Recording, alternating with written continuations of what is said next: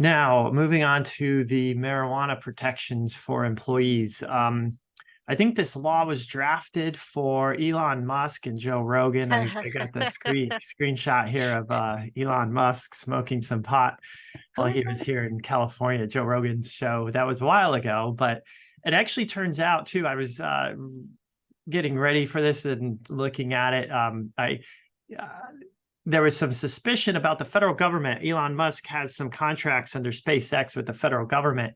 And apparently, after he smoked pot on the show, he was tested for marijuana for the next year.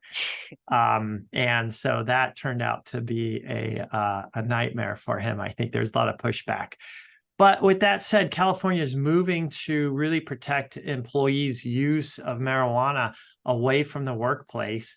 And employers now under SB 700 are prohibited from taking further action or asking employees about prior use of marijuana or implementing certain drug tests for marijuana in the employee system.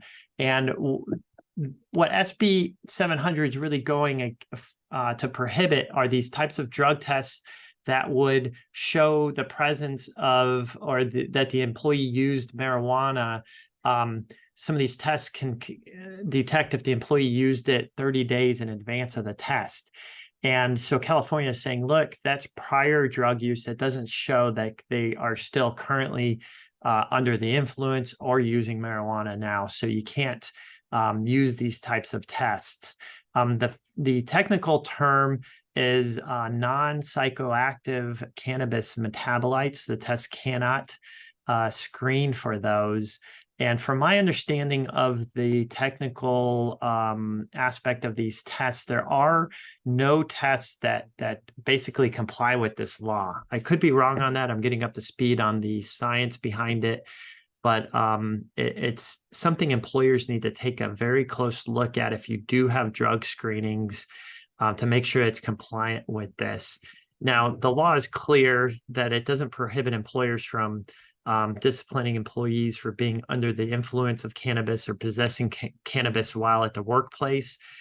And if there's any other law, federal law, for example, if you're a federal contractor and it's required to have drug screening, employers are still have to comply with those laws. This law does not preempt those other federal requirements or other testing requirements.